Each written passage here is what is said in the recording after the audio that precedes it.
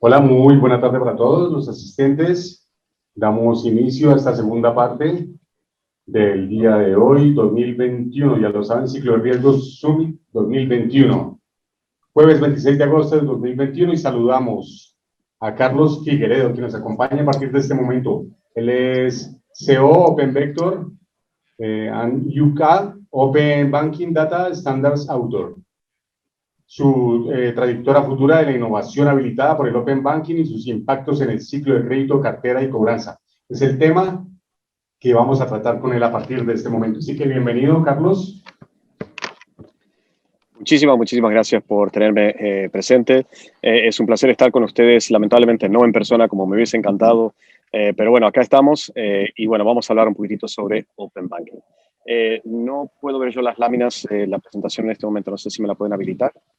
Sí, ya te la estamos habilitando. Carlos, bienvenido. Les cuento que Edwin, pues, está haciéndose prueba de COVID porque tuvo un encuentro cercano con un positivo, entonces nos quedó fuera de lugar y por precaución, pues obviamente no nos acompaña ahora y está en No hay ningún problema. pruebas. Y Carlos, bienvenidísimo. Entonces, ¿ya ves la presentación? No, ya la puedo ver. Bueno, bienvenido a este espacio. Acá te dejo con tu audiencia. Perfecto, muchísimas gracias. Entonces, arranquemos. Bueno, hablarles un poquitito de qué es Open Vector. La primera lámina de presentación que tenemos ahí. Open Vector, y explicarles un poquitito quién soy yo.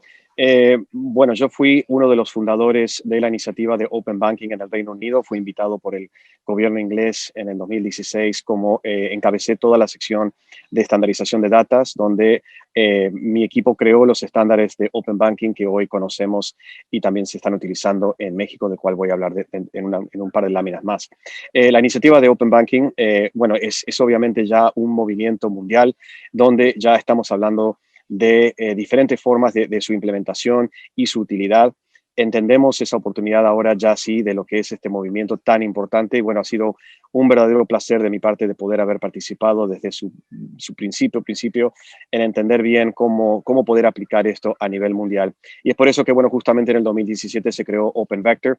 Somos una de las únicas empresas mundiales que tiene la experiencia de haber implementado ya Open Finance y Open Banking a nivel nacional en más de 3 países. O sea que eso nos da un diferenciador bastante importante en que no es solamente, y podemos pasar a la lámina que sigue, si es posible, el diferenciador entonces es donde ya podemos realmente no solamente hablar sobre Open Banking y Open Finance, sino que realmente entendemos cómo es su implementación, lo difícil que es esa estructura. Entonces es ahí donde en el 2018, por ejemplo, estuvimos participando en asistir al gobierno mexicano con el soporte de la Embajada Británica inglesa en México, donde nos apoyaron para poder traer la iniciativa de Open Finance y poder trabajar con el regulador local para poder hacer implementar todos los pilares necesarios, tanto regulatorios como estandarización de data, arquitectura técnica y de seguridad, obviamente, pero más que nada trabajar con el sector para hacerlos entender la oportunidad, porque no es solamente hablar sobre Open Banking y Open Finance, sino que es también poder explicar qué es, por qué su importancia, cuál es la oportunidad, cuál es su oportunidad de comercialización, porque es también eso, ¿no? Pero más que nada lo que yo veo a nivel internacional es la falta de un entendimiento verdadero de qué es Open Banking y entender de que esto no es solamente el compartimiento de data, sino que es realmente también la oportunidad de consumir esa información. Creo que hay una falta de entendimiento en ese sentido de qué realmente se puede hacer con Open Banking y Open Finance a nivel institución financiera, ¿no? Sabemos que hay una competencia enorme de parte de las Big Techs y las FinTechs en general. Es obviamente un mercado muy interesante. Hemos visto un nivel de inversión enorme en estos últimos años a nivel internacional, pero más que nada en la región de Latinoamérica. Y es por eso que entonces el hecho de colaboración entre las instituciones financieras y las fintechs es tan importante. Entonces, bueno, esta lámina prácticamente explica un poco ese background de algunos de los trabajos que hemos hecho y por qué justamente esta oportunidad de poder hablar con ustedes les puede venir bien simplemente por esa experiencia de saber explicarles cómo a nivel nacional, pero también con instituciones financieras y trabajando con ellas para poder acompañarlos en esto, cuáles son los verdaderos beneficios. Así que, por favor, no duden en preguntar al final lo que sea que se les ocurra para poder ayudarlos a realmente poder seguir en este camino de Open Banking. Claro que sí, Carlos. Tendremos preguntas de nuestros invitados más adelante. Continuamos entonces con la siguiente. Perfecto. Entonces, a nivel contexto, esto es lo que está pasando a nivel mundial. Sabemos muy bien, yo hace ya, bueno, como les dije, ya más de 4 años que vengo hablando sobre este tema y trabajando en el tema este de Open Banking, Open Finance. A su principio había muchísima gente que decía de que esto nunca iba a ocurrir, de que simplemente era otra cosa que iba a desaparecer, que nunca iba a ser implementado. Y acá vemos directamente, eso ya hay ejemplos reales donde la iniciativa de Open ya está tomando muchísima atracción. El tema de no solamente a nivel nacional, sino que lo vemos en instituciones financieras propias que tienen un contexto total, toda una visión y un mapa de ruta a nivel no solamente país, sino en algunos casos, en algunos bancos internacional, porque ven la oportunidad de poder obtener y utilizar y maximizar la data que se comparte mediante la utilidad de Open para poder llevar adelante esa colaboración con las fintechs y crear productos y servicios. Antes de seguir, quiero aclarar un par de cositas nada más. La razón por la cual estamos todos acá en este contexto de Open Banking y Open Finance es el consumidor. O sea, tenemos que tener en cuenta de que Open Banking y Open Finance no es una iniciativa para salvar a los bancos, no es una iniciativa para fomentar fintechs, no es una iniciativa para salvar al regulador o asistir a bancos centrales. Toda esta iniciativa se creó en el Reino Unido justamente para asistir al consumidor. Si pasamos a la lámina que sigue, podemos empezar a ver a lo mejor un poquitito más ese contexto. Para entrar justo anterior de ese contexto, quiero hablar de 3 cositas importantes, las cuales me parecen importantes. Cuando hablamos del marco regulatorio de Open Banking, tenemos que entender de que hay 3 principales, ¿no? Está en el ejemplo del Reino Unido y el México, donde es más que nada un elemento regulatorio obligatorio, donde tenemos a una entidad central, un regulador central, que es el que impone esta estructura de Open Banking y Open Finance y hace que las instituciones financieras y las fintechs tengan que seguir la regulación que se impone de Open Banking y Open Finance. Después voy a hablar un poquitito más de cada una en el Reino Unido y de México. En el caso de Brasil vemos otro tipo de regulación donde es más que nada una regulación más recomendada, pero que asimismo también tiene un marco donde el Banco Central de Brasil, en este caso, es el que tiene un elemento regulatorio, pero pide una colaboración por parte de las entidades financieras para poder hacer que esa participación sea, digamos, más constructiva. Después voy a hablar, cuando termine de presentar esta última, lo que yo veo como algunos beneficios y algunos riesgos de las 3, ¿no? Por último, tenemos el ejemplo de Singapur. Ahora, con el ejemplo de Singapur ya vemos otra cosa muy diferente. Es totalmente impulsado por el mercado. No hay un marco verdaderamente, no hay un marco regulatorio por sí. Simplemente pueden llegar a haber regulaciones relacionadas a lo mejor con el compartimiento de datos o la parte de algún tipo de protección que ya esté ahí para el consumidor, pero en sí, la iniciativa de Open Banking en Singapur es totalmente impulsada por el mercado. Eso significa que es el mercado el que se une, que forma sus reuniones, estipula la dirección en la que quieren avanzar, a qué velocidad, etc. No hay ningún tipo es totalmente voluntario, no hay ningún tipo de impacto económico a las instituciones que no participen, etc. Entonces, teniendo en cuenta estas 3 tipos de regulaciones, veamos algunos de los riesgos y beneficios de cada una. Por un lado, si miramos, nos vamos a quedar en esa lámina, si me permiten. Si nos quedamos en la parte del Reino Unido y de México, vemos donde ahí el riesgo es que simplemente hay, obviamente, un regulador que está imponiendo esta situación, está obligando a las instituciones financieras a tener que participar. Entonces, nuevamente, obliga a tener que participar, a tener que invertir en tecnología, en recursos, en know-how para poder llevar adelante esta iniciativa. Crea un marco también de un mapa de ruta estricto y también con penalidades por no seguir y por no poder cumplir con lo que se está dictando. Ese es digamos, por ahí lo negativo de la iniciativa, pero hay muchos beneficios y esos son de que vemos entonces un sector que al tener que participar hace que la data que se pueda fomentar dentro de ese país sea mucho más rica, porque significa de que mientras más instituciones participen, más data va a fluir y eso es totalmente a beneficio del consumidor, porque lo que queremos hacer con esa data es nuevamente poder crear productos y servicios que sean ricos en su información. Recuerden otra cosa también, el propósito de Open Banking y Open Finance fue siempre tratar de eliminar screen scraping.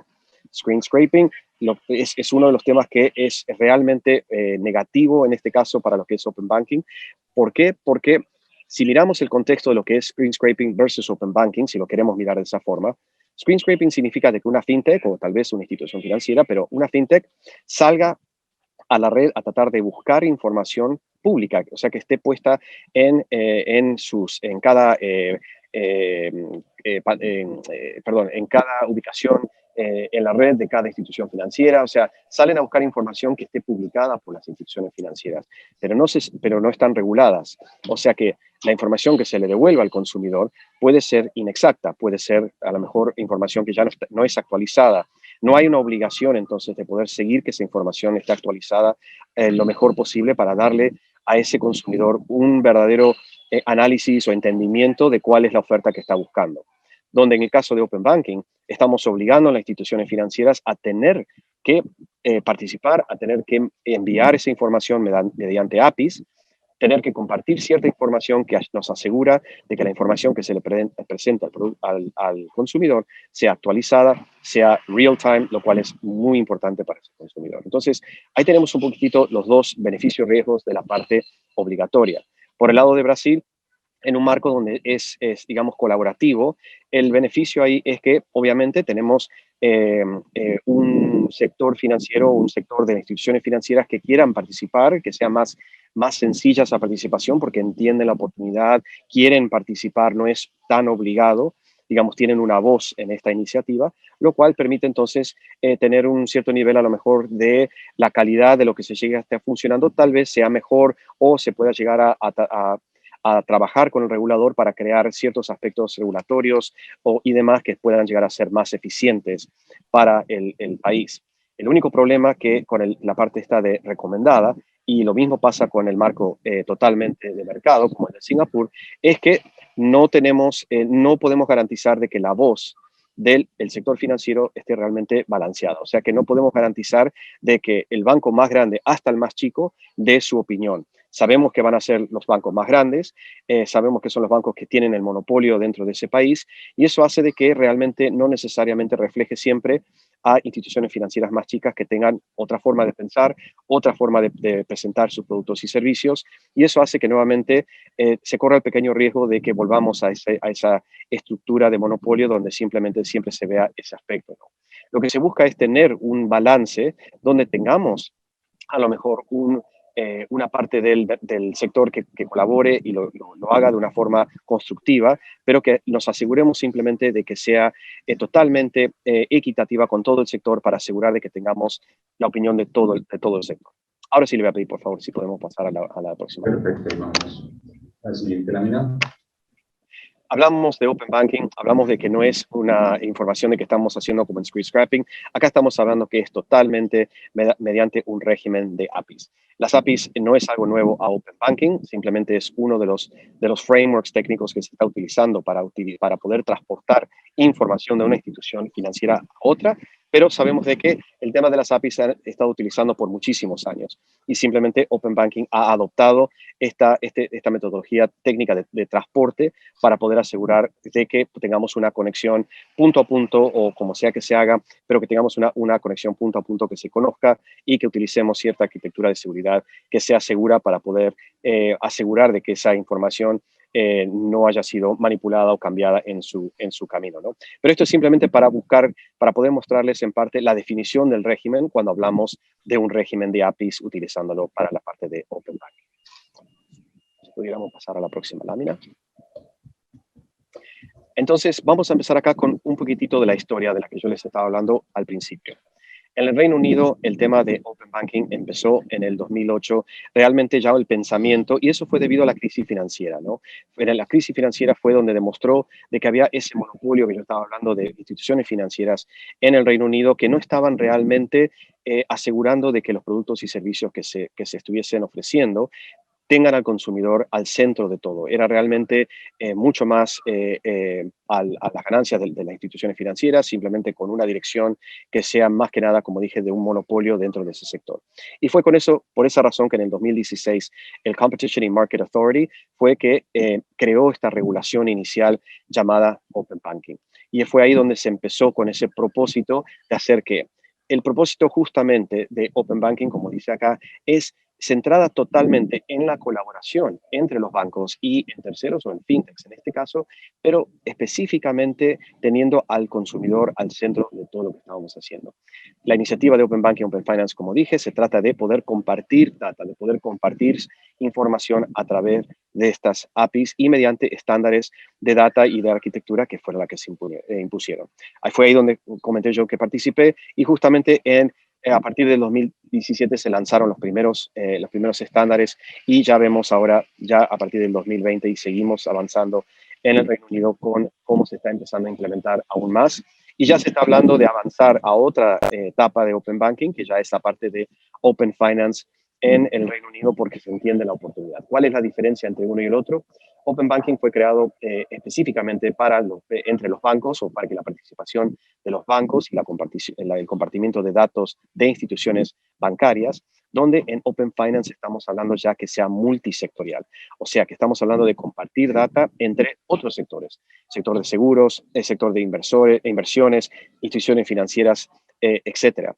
Y eso hace de que las posibilidades al consumidor sean infinitas. O sea, si vemos, por ejemplo, el caso de un PFM, que es un Personal Finance Manager, donde tenemos una persona que puede ver en su teléfono, en su móvil celular, puede ver todas sus cuentas bancarias en una sola app, pero también puede ver su jubilación, puede ver sus inversiones, puede ver sus seguros de vida, sus seguros de su casa, toda esa información bajo una sola app en un solo lugar y poder interactuar con ellas, poder a lo mejor cuando cobra su sueldo, poder mover dinero rápidamente de una a la otra sin tener que entrar y salir de todas las diferentes compañías y sus aplicaciones, sino hacerlo desde una sola. Entonces, estos son pequeños ejemplos de cómo Open Finance puede llegar a ser realmente ese customer experience aún más importante. Más ahora en un mercado donde vemos el tema de préstamos personales, el préstamos a lo que es la parte de SMEs, Small y Medium Size, empresas de pequeño y mediano tamaño, o sea, donde vemos ese nivel de préstamos y la parte de pagos, donde estamos empezando a ver realmente algunos de esos beneficios de cómo Open Finance nos puede ayudar. Próxima lámina, por favor. Sin aburrirlos demasiado con este tema, para no entrar en demasiado detalle, pero a nivel regulación, las dos regulaciones que realmente fueron las que llevaron adelante o apoyaron a esta iniciativa fue principalmente la PSD2, que es la parte de pagos que se impuso, se publicó en el Reino Unido en el 2007, que fue la que causó o permitió los primeros pilares para entonces ya sí poner la regulación del CMA, que es específicamente la del Competition and Market Authority con referencia a Open Banking, teniendo en cuenta el marco de PSD2 que nos asistió entonces a poder crear una regulación que tenga en cuenta el marco regulatorio de PSD2. Cuando hablamos de la iniciativa o de la regulación de CMA9, al principio se llamó así porque eran los 9 bancos más importantes del Reino Unido en ese momento que participaron directamente de la iniciativa y luego, bueno, fueron participando otros en poco tiempo que fueron adhiriéndose también a esta iniciativa. Pero a nivel regulatorio, estas son las dos regulaciones que fueron y siguen siendo los pilares en el cual estamos construyendo el tema de Open Banking en el Reino Unido y seguiremos con el tema de Open Finance. Adelante, la próxima lámina. El Reino Unido es el único país en el mundo que hasta ahora, y simplemente por cuestión de madurez, que publica públicamente cómo está comportándose el mercado en este sentido. Tenemos un régimen, un diferenciador grande que hay en el Reino Unido es también que hay una entidad central que es la que ha ayudado al regulador, en este caso el CMA. Hay una entidad central que es en la que yo trabajé, que es el OBIE, el Open Banking Implementation Entity, que es una entidad que se creó específicamente para poder asistir en la implementación y en el business as usual de Open Banking. Y es ahí donde el OBIE, que maneja toda la conexión, toda la parte de APIs para todo el país, publica este tipo de información para poder mostrar y dar un real time de cómo están las cosas en el Reino Unido con referencia a cómo se está empezando a implementar y cómo se sigue implementando el tema y el uso de las APIs y el tráfico que existe en el Reino Unido. Si quieren entrar alguna vez en la página de Open Banking del Reino Unido, es muy interesante ver toda la información que existe y cómo el mercado sigue creciendo. Obviamente no hay información directa sobre instituciones financieras específicas, esa es información, digamos, a nivel privado por temas de competencia, obviamente, pero sin embargo sí se puede mostrar los volúmenes de interacción que hay a nivel APIs y cómo se está comportando a nivel de la tardancia que hay entre conexiones de APIs, etcétera, etcétera. Adelante, por favor. Ahora hablemos un poquitito de México para poder explicar una diferencia entre lo que se hizo en el Reino Unido y lo que se hizo en México. En México se fundó justamente la ley, el artículo 76 dentro del todo el artículo de la ley mexicana del sector financiero, que es la que en sí dicta cómo se maneja los elementos de Open Banking, de Open Finance en ese país. Fue acá que nuestra participación fue en ayudar al regulador a poder constituir justamente esta regulación y miraron mejores prácticas mundiales y se definió que entonces la del Reino Unido era la que mejor se aplicaba al país. Es por eso que entonces el artículo 76 tiene en cuenta toda la parte de arquitectura y de seguridad que refleja mucho todos los caracteres de lo que se hizo en el Reino Unido, las características, perdón. Por ejemplo, el tema de OAuth 2 y otros elementos de seguridad que fueron aplicados basados en la experiencia del Reino Unido. La diferencia con la de México es que también fueron mirando qué tipo de datos se iban a implementar y a qué nivel, o sea, no solamente a qué nivel, pero también cuándo se iban a implementar cada fase de esos estándares. Se empezaron por datos abiertos, que fue lo que justamente nosotros asistimos a implementar, y se siguieron por la parte de datos agregados, y ahora en esta última etapa estamos viendo ya la parte de datos transaccionales. La razón por la cual se empezaron primero con datos abiertos fue porque nos pareció que sería muy importante poder crear un marco de trabajo, poder explicarle al sector, poder educarle al sector a qué es Open Finance, y pensamos que entonces implementar primero datos abiertos iba a asistir al sector a poder hacer una primera integración que sea mucho más sencilla, que no sea tan, digamos, tan difícil de implementar, tan costosa de implementar y que cause a lo mejor problemas en el sector en su implementación. Y es por eso que decidimos por datos abiertos primero, y eso fue realmente un paso muy importante porque dejó un marco de trabajo que está permitiendo ahora sí poder movernos de datos agregados a datos transaccionales y el que sea que venga después, porque ya hay una metodología de trabajo que permite escalar entonces a datos más difíciles. Próxima lámina, por favor. Acá están un poquitito los milestones que se cumplieron en México, como vemos lo que se hizo en el 2018 a partir de la publicación. Creo que ahí también es muy importante poder explicar que la razón por la cual la velocidad de querer implementar esto en el 2018 se debió a que había un nuevo gobierno que estaba entrando, que tenía a lo mejor otra mentalidad acerca de lo que querían hacer con ciertos elementos del sector regulatorio, y fue por eso que también nos llamaron para que ayudemos para poder implementar esto con una velocidad bastante importante para asegurar de que estuviesen estos pilares en su lugar antes de que haya un cambio de gobierno demasiado radical en sí para que pueda seguir y avance el tema de Open Finance en el país, y así es como fue. Y es por eso que tenemos estos diferentes milestones que ya se han cumplido, que realmente nos ha permitido poder seguir avanzando en México, y seguimos colaborando en el país para poder ver que esta iniciativa realmente siga teniendo su auge, ¿no? La gran diferencia que hay, si me preguntan, entre el Reino Unido y el México es que si vemos en México donde al principio, o en el Reino Unido estábamos hablando de los 9 bancos más importantes, en México la ley de Open Finance obliga que las primeras instituciones a incorporarse son más o menos alrededor de 2.400 instituciones financieras que deben cumplir con la regulación de Open Finance. Entonces, se pueden imaginar que es un salto bastante grande de 9 bancos iniciales a más de 2.400 instituciones financieras, o sea que y hablamos de Open Finance, o sea que no solamente son bancos, sino que también estamos hablando de instituciones de diferentes tipos de sectores, casas bursátiles, etcétera, que participan de esta iniciativa y lo han hecho hasta ahora con mucho éxito y seguimos avanzando. Como bien saben, en México se siguen abriendo una cantidad de fintechs bastante importante y siguen creciendo en soporte con lo que se refiere a bancos digitales y servicios de pagos y demás, ¿no? Obviamente el tema de remittance sigue siendo muy importante para México con su relación con Estados Unidos. Seguimos a la próxima lámina, por favor.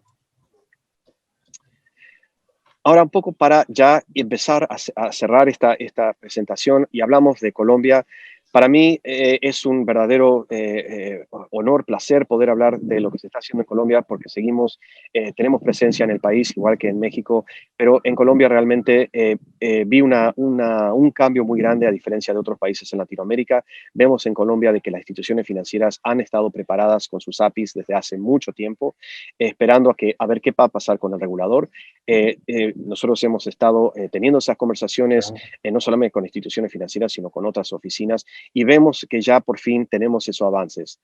Con eso quiero decir que tuvimos el primer documento de consulta, que fue el que vimos en diciembre del 2020, pero ahora sí ya los talleres y mesas de discusión que se llevaron adelante por la URF nos parecieron bastante valiosos en ese elemento de colaboración y ver cómo las diferentes instituciones financieras, diferentes personas han comentado, están ayudando a crear lo que es esta iniciativa, ¿no? Ya tenemos un proyecto de decreto, que lo cual también es sumamente importante en ver, y vemos lo que se viene en el 2022 con esa expedición del decreto, ese régimen de transición y la apertura de ese sandbox de implementación. Así que realmente vemos una oportunidad enorme para el país de Colombia por la madurez del sector, por la forma en que las instituciones están queriendo participar, y de mi parte es realmente tratar de apoyar no solamente a las instituciones financieras grandes, sino también poder apoyar a los grupos y poder, más que nada, darles apoyo a instituciones financieras medianas y chicas que realmente requieren de ese entendimiento y de productos y servicios, plataformas y demás que pueden llegar a asistirlos para que puedan colaborar y puedan participar de esta iniciativa, ¿no?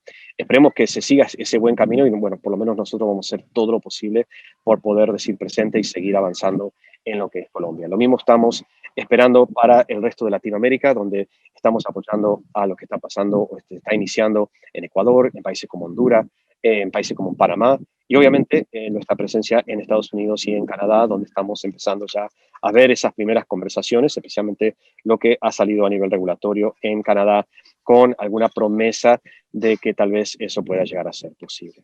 La próxima lámina, por favor. Y ya con eso creo que voy cerrando.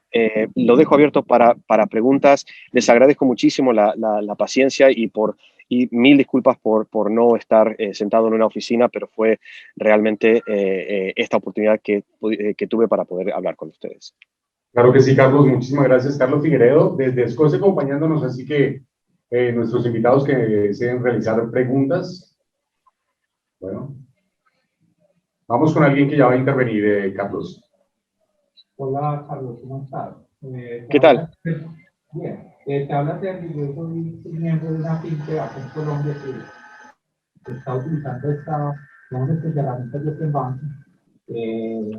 Actualmente nos conectamos a cuentas de dos principales bancos aquí en Colombia para poder más información de clientes y tomar decisiones, una información de sus cuentas de fondo. Digamos que un gran reto al que nos hemos enfrentado porque somos o fuimos la primera fintech en implementar ese tipo de tecnología, ha sido como la cultura, que finalmente hay mucha resistencia a que los clientes a través de nuestra plataforma puedan registrar sus credenciales bancarias para poder tomar esas decisiones, ¿cierto? Para leer la información y tomar esas decisiones. ¿Qué buenas prácticas o qué aprendizaje nos puedes compartir como para mejorar como esas tasas de conversión cuando un cliente, digamos, se va por ese camino? Ok, me costó un poquito escuchar bien. Cuando decís esos clientes, ¿me podés repetir qué te referís a clientes? ¿Quién es el cliente?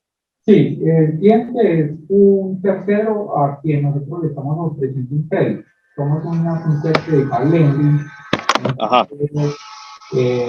Digamos que el tercero es el cliente, es una persona natural, nativo como yo, que entra a nuestra plataforma, hace la solicitud del crédito y digamos, dentro del proceso de onboarding está la opción de utilizar una herramienta de Open Banking precisamente como para tomar mejores decisiones, conociendo un poco más como sus estados de cuenta, ¿cierto? Ahí, Exactamente. y digamos que cuando llegamos a ese punto donde el cliente debe dejar como esas credenciales, digamos que ahí es como donde vemos una mayor resistencia y las tasas de conversión, digamos que ahí son muy bajas. Ahí digamos que experiencias, que recomendaciones ya de cara al negocio nos puede dar, porque seguramente con la regulación, si está muy bien encaminada, pues nos va a potencializar a todos, ¿cierto? Porque va a legitimar el tema, pero hoy en la realidad eso es lo que tenemos. No, entiendo perfectamente. Sí, el tema de donde hay un país donde todavía no hay una regulación estipulada, lo cual permita poder realmente ayudar o asistir en las credenciales de un tercero, por ejemplo, en su conexión, hace que realmente ese trabajo sea difícil para las instituciones financieras en poder entender las credenciales y poder saber qué información, qué tipo de información tomar, cómo poder asegurar de que esa fintech siga siendo válida, que pueda seguir haciendo lo que dice poder hacer y cómo se puede seguir regulando eso. Entonces, lo que en ese caso, por ejemplo, vemos no solamente nosotros como Open Vector, sino que es en la implementación de ciertas herramientas que permiten entonces poder seguir monitoreando y poder asegurando de que esas instituciones, de que esos terceros sigan trabajando de la forma que deben estar trabajando y poder hacerlos en un tiempo real time, ¿no? Porque ahí está también el problema, es en esas auditorías de terceros, cuando ocurren a un plazo que es mayor al que uno quisiera, se pueden llegar a perder cosas que ahí sí nos comprometen un tema de riesgo bastante importante. Entonces, por ahora y a la falta de una posible regulación, y eso no para de que sigan estableciéndose esas relaciones, la única forma es en establecer algún tipo de producto o un tipo de plataforma que se pueda o aplicación que pueda ayudar a monitorear y seguir asistiendo en poder ayudar en las credenciales que sigan siendo vigentes para esas fintechs. Y existen. Con todo gusto, si quiere contactarse conmigo, yo le puedo dar algunas indicaciones de lo que veo en el mercado. Perfecto, más preguntas quizás para Carlos Figueredo, teniendo en cuenta que está desde Escocia, ¿no? No, estoy en Irlanda. Está en Irlanda, ok. Yo vivo en el Reino Unido, pero justamente estoy Reino Unido, visitando a mis hijos y estoy acá en Irlanda, justamente, así que me agarraron en un momento fuera de la casa, perdón. United Kingdom, muy bien. Entonces, más preguntas, quizás para Carlos. Figueredo. Carlos, muchísimas gracias por la intervención, por esa gran conferencia para todos los que están aquí presentes. Un gusto y muchísimas gracias. Y por favor, si tienen alguna pregunta, no dejen de contactarme. Con todo gusto estamos acá para asistirlos. Claro que sí, aquí están, inclusive las páginas, me regresas, por favor. Aquí están, aquí, sí, aquí tenemos el contacto de él, aquí los pueden ver, los contactos. Ahí están, el Twitter y la página, www.openvector.co.uk. Si no, carlos@openvector.co.uk y me pueden contactar cuando quieran.